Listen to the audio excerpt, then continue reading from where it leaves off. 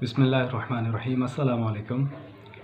مجھے کہتے ہیں ویس رضا اور آپ کو اپنے چینل انفوٹینمنٹ زون میں خوش آمدید کہتے ہیں۔ آج سب سے پہلے تو میں تمام پوری دنیا کے مسلمانوں کو رمضان المبارک کی مبارکباد پیش کرنا چاہوں گا۔ آج رمضان المبارک کی پاکستان میں 1 تاریخ ہے، 1 تاریخ ہے، تو امید کرتا ہوں کہ آپ سب لوگ پوری دنیا میں جتنے بھی مسلمان جہاں جہاں بھی بستے ہیں، جہاں جہاں بھی پاکستانی بستے ہیں یا دیگر مسلمان بستے ہیں، وہ رمضان المبارک کی برکتوں کو سمیٹ رہے ہوں گے، اور اس دعا کے ساتھ کہ اللہ پاک اس بابرکت مہینے کے صدقے ہمیں ہر قسم کی دنیاوی آفات و بلیات سے محفوظ رکھے اور ہماری آخرت کو بہتر بنائے۔ اور بڑھتے ہیں آگے۔ یہ ویڈیو بنانے کا مقصد کیا ہے؟ آج کی ویڈیو میں آپ سے بالکل یہ نہیں کہوں گا کہ آپ میرے چینل کو سبسکرائب کیجئے یا میری ویڈیو کو لائک کیجئے۔ آج اگر آپ یہ ویڈیو آخر تک دیکھتے ہیں اور آپ کو اگر لگتا ہے کہ اس ویڈیو میں جو پیغام ہے وہ ہمیں آگے پھیلانا چاہیے تو پلیز اس ویڈیو کو شیئر ضرور کیجئے گا۔ چینل کو بے شک سبسکرائب نہ کریں لیکن ویڈیو کو آگے شیئر ضرور کیجئے گا۔ آج کی ویڈیو بنانے کا مقصد جو محرک تھا، جس وجہ سے میں یہ ویڈیو بنانے پر مجبور ہوا، وہ ایک ویڈیو کلپ تھا جو میرے کولیگ نے 2 دن پہلے مجھے واٹس ایپ پہ دکھایا۔ اس میں 2 شخص جوان بندے تھے جو لیٹے ہوئے تھے زمین پہ زخمی حالت میں، خون سے بالکل لتھڑے تھے۔ تو پوچھنے پہ اس نے بتایا کہ ان کی اپنے رشتہ داروں سے جائیداد کے معاملے میں لڑائی ہو گئی تھی، جس وجہ سے دوسرے گروہ نے ان کو کلہاڑیوں کے وار کر کے مارا ہے، اور اس طرح یہ معاملہ سارا چلا ہے، لڑائی وغیرہ ہوئی۔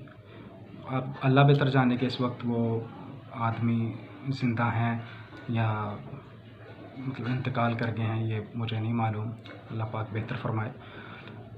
تو کہنے کا مقصد یہ ہے کہ یار اس وقت پوری دنیا کو اپنی جان کے للے پڑے ہوئے ہیں، پوری دنیا پریشان ہے، اور ہم لوگ ہیں کہ ہماری خرمستیاں ہی ختم نہیں ہو رہی۔ ہم نے تو ایسے جیسے ایک لائسنس لے رکھا ہے کہ ہم نے تو مرنا ہی نہیں۔ اب رمضان المبارک آ گیا، روزے رکھنا بہت اچھی بات ہے، نماز پڑھنا بہت اچھی بات ہے، فرض ہے، پڑھنا چاہیے، اس کے بغیر چارہ نہیں۔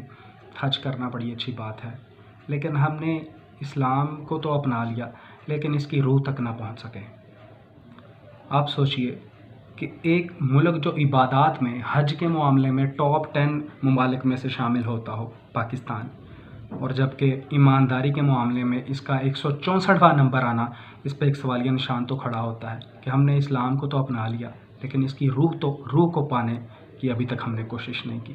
میں یہ نہیں کہتا سب لوگ ایک جیسے ہیں، بہت سے لوگ بہت اچھا کام کر رہے ہیں اور اپنے دین کو پھیلا رہے ہیں، معاشرے میں اچھائی کو پھیلا رہے ہیں، معاشرتی حسن ان لوگوں سے ہے، رہن سہن، امن، محبت ان لوگوں سے ہے، لیکن ایسے لوگ جو ابھی تک جن کی سوچ نہیں بدلی، جو ہم لوگ جس طرح میں اگر اپنے آپ کو دیکھوں، میں سوچوں یار کہ میں ایک مسلمان کے گھر میں پیدا ہو گیا تو اسلام نے جو چیزیں مجھے دی ہیں کیا وہ اپنی زندگی میں ان کو لاگو کر رہا ہوں؟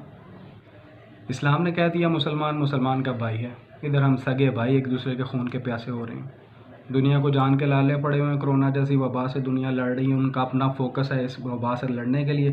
ہمارے ہاں اس طرح کی خرمستیاں نہیں ختم ہو رہی، قتل و غارت ہو رہا ہے۔ ابھی حال ہی میں 2-4 دن پہلے کی نیوز ہے کہ وہ جناب گجرات میں ایک بچی کے ساتھ زیادتی کر کے اس کو قتل کر دیا گیا۔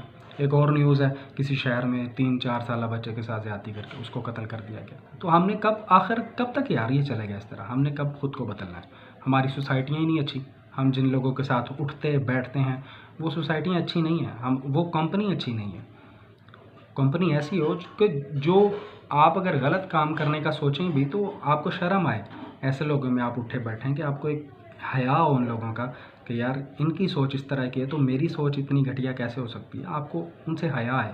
ہماری کمپنیاں نہیں اچھی ہیں، ہم نے بس اسی طرح کہ جیسے مرنا ہی نہیں ہے اور صبر کا دامن چھوڑ دیا، اظہار کرنا چھوڑ دیا، یہ ہمارے حالات ہیں۔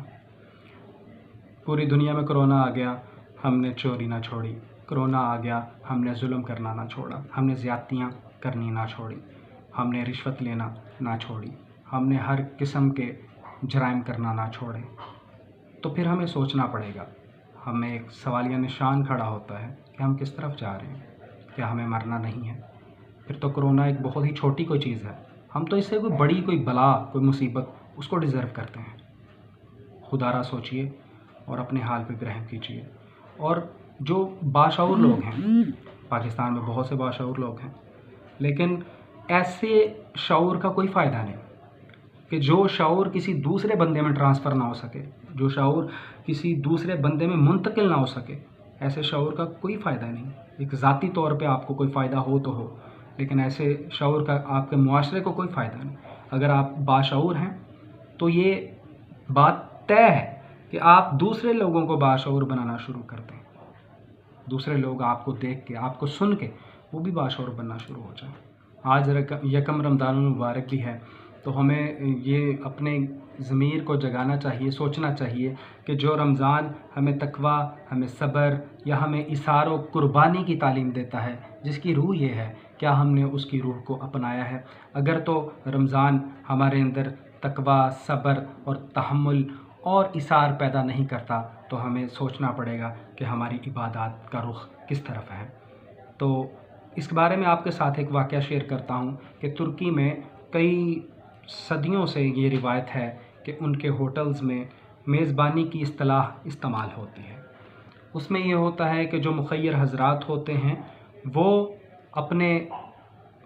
اپنی توفیق کے مطابق ان ہوٹلز کو کچھ ایکسٹرا پیسے دے دیتے ہیں، اور جن پیسوں کی قیمت کے بدلے وہ کچھ روٹیاں، کچھ کھانے پینے کا سامان وہ مخصوص ٹوکریوں میں جو ہوٹلز والے ہوتے ہیں وہ رکھ دیتے ہیں، اور جہاں سے آ کے جو مستحقین ہوتے ہیں، جو غربا ہوتے ہیں، جن کو اگر کسی وقت کا کھانا میسر نہیں ہوتا تو وہاں سے آ کے وہ ان سے روٹیاں طلب کرتے ہیں، 2 روٹیاں 3 روٹیاں کھانا اپنا طلب کرتے ہیں، اور ان کو ہوٹل کے مالکان عزت کے ساتھ ان کو وہ کھانا پرووائڈ کرتے ہیں۔ یہ بڑی ہی مجھے سننے میں جب مجھے آیا تو مجھے بڑی اچھی ایک روایت لگی۔ تو کیا اس طرح ہمارے ملک میں بھی اس طرح ہو سکتا ہے؟ بہت سے لوگ اس طرح کام کر بھی رہے ہیں، اپنے اپنے طریقے کے ساتھ کر بھی رہے ہیں۔ تو اس طرح اگر ہمارے ملک میں بھی کہ ہم اگر اپنے رمضان المبارک میں اگر ہم اپنے دسترخوان کو تھوڑا سا مختصر کر لیں اپنے لیے، اور جتنا ہم نے زیادہ خرچ کرنا تھا اگر ہم اپنے کچھ مال میں سے تھوڑا سا کسی دوسرے لوگوں کے ساتھ بھی شیئر کر دیں تو میرا خیال ہے اس میں حرج کوئی نہیں ہے، اس میں ہمارا ہی فائدہ ہے، اور اس طرح کرنے سے یہ رزق جو ہے وہ صرف بڑھتا ہی ہے، اس میں کمی نہیں آتی۔ حدیث پاک کا مفہوم بھی ہے کہ جو اللہ کی راہ میں خرچ کرتا ہے اس کو 10 دنیا میں اور 70 گنا آخرت میں بھی ملتا ہے۔ تو ہمیں یہ سوچنا چاہیے۔